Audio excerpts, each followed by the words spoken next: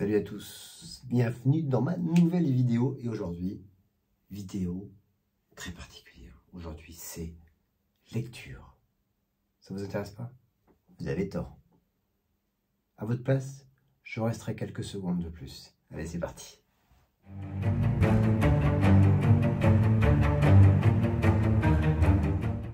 Et oui, vous avez bien fait de rester, parce que la lecture d'aujourd'hui, c'est ça. The Star Wars Archive. Il y a eu 2 bouquins de fait. Celui-ci, c'est sur la prélogie de 1999 à 2003. Il y a eu 2 bouquins de fait par Paul. Si vous voulez voir le nom de plus près. Oui, c'est pas très net. Duncan. Voilà, lui-même, aux éditions Tasken. Voilà, ce sont 2 très très gros bouquins. Celui-ci de la prélogie rouge. Je vous ferai une autre vidéo de la trilogie originale où le bouquin est dans le même format mais de couleur noire. Voilà, c'est juste pour faire un petit check sur ce bouquin qui sont numérotés. Celui-ci, c'est une édition 6579, la numéro, sur, si je me rappelle bien, 10 000 exemplaires. J'ai peut-être des bêtises, mais je crois que c'est bien 10 000 exemplaires.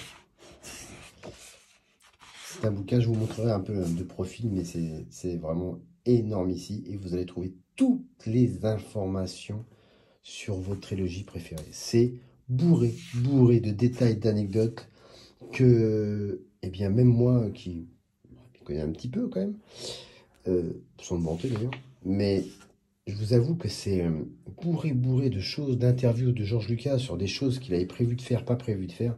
On en apprend plein. Ça commence sur celui-ci.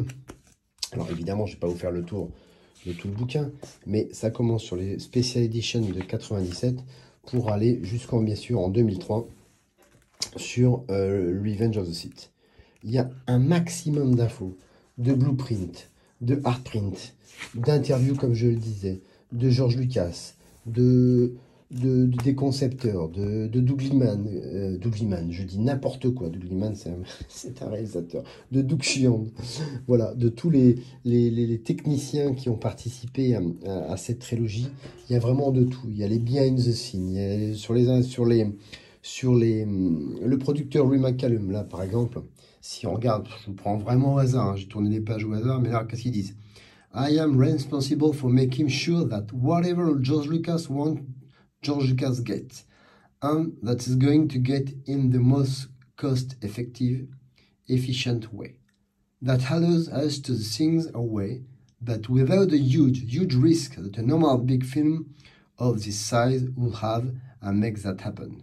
En général, il faisait tout en sorte pour faire plaisir à George Lucas. Tout ce qu'il voulait, il avait, dans des coûts les moins importants possibles. C'est le but d'un producteur, c'est pas trop dépenser non plus. Voilà, c'était juste un petit truc comme ça au hasard. Mais vous voyez, les détails, c'est une mine d'or. Voilà, c'est une mine d'or. C'est une mine d'or sur tous les 3 films. Là, bon, là, on est sur l'épisode 1, la menace fantôme. Si j'accélère un petit peu, on va passer sur l'attaque des clones. Voilà, par exemple, de 2002, avec l'affiche du film. Size matter not. Voilà, vous voyez sur les dessins faits par tous les techniciens, mais c'est surtout le maximum d'infos que donne George Lucas et Rick McCallum, le producteur. Aux interviews de Paul Duncan, c'est quand même super intéressant, quoi. Là, quand on apprend, voilà, je ne vais pas vous le relire en anglais, mais voilà, je vous laisse en lecture, quoi. Voilà, c'était important pour lui, c'était de George Lucas, c'était cette trilogie, c'était la guerre des clones à partir de l'attaque des clones. Donc, voilà, il voulait aller à fond dans le mythe qu'on apprenait dans la première trilogie, quoi. Donc il y a un maximum d'infos. Voilà, ce qu'il disait, on apprenait que Coruscant, le bar de Coruscant, c'était moins la cantine à Star Wars, mais plus un nightclub, ça on avait remarqué. Mais c'est surtout les photos behind the scene, voilà, c'est superbe. Alors, petite photo sur Camino. Très intéressant de ce qu'ils disent là. Voilà, si vous trouvez, les clones sont traités par des créatures de la mer dans un façon déshumaine, un peu comme on traite les animaux. C'est intéressant. Je vous laisse ça, faut être sur ces paroles philosophiques. Donc voilà, sympa la scène de cascade où Django s'entraîne. Un petit storyboard ici de la scène entre Obi-Wan Kenobi et Django Fett sur la plateforme de Camino. Avant qu'il s'envole avec le Slave One. Là, voilà, on avance un peu. Il y a des brides évidemment du script.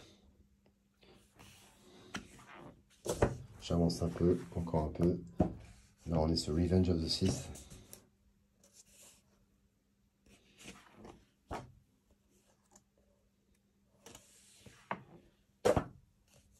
Regardez, construction d'un décor, c'est magnifique.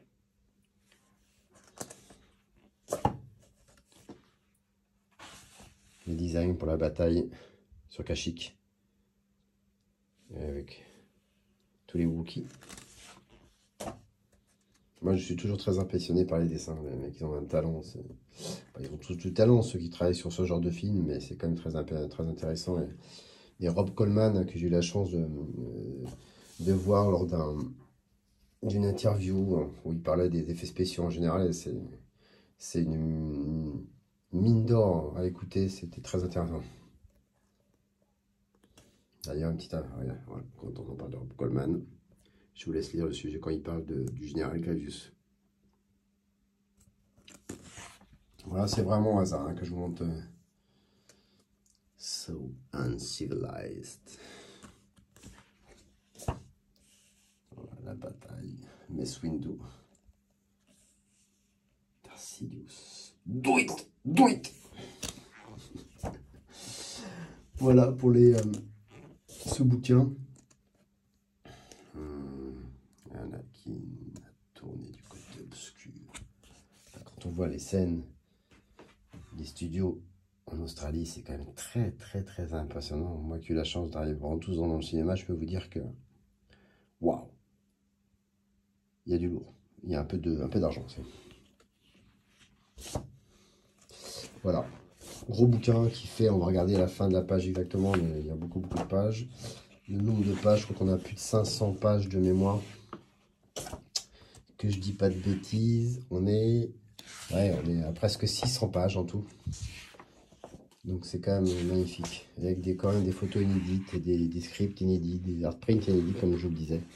Donc c'est quand même très beau. Et si je vous montre un peu de profil, il est très lourd. Le bouquin très lourd. Vous voyez l'épaisseur? Gros bouquin. C'est très lourd. C'est livré dans un double carton.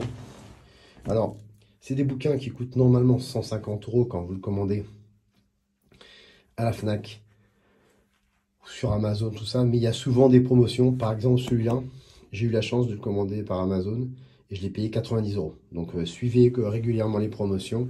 Et voilà. Et même chez Tasken, l'éditeur, ils font souvent des ventes privées. Donc, ne déboursez pas le prix automatiquement de 150 €. Ne soyez pas pressés. Il y en a encore plein d'éditions disponibles. Ça coûte tellement cher que ça ne se vend pas comme des petits pains. Voilà pour cette petite vidéo rapide sur les Star Wars Archive. Et je vous ferai une autre vidéo sur la trilogie originale de 77 à 83.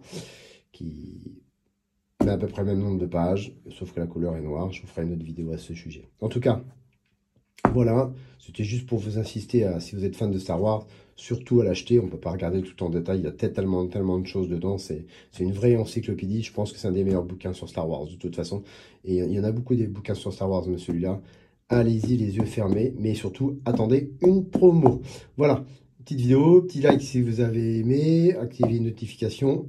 Et merci de me suivre. Allez, je vous dis à très bientôt. Et n'oubliez pas, May the Force be with you.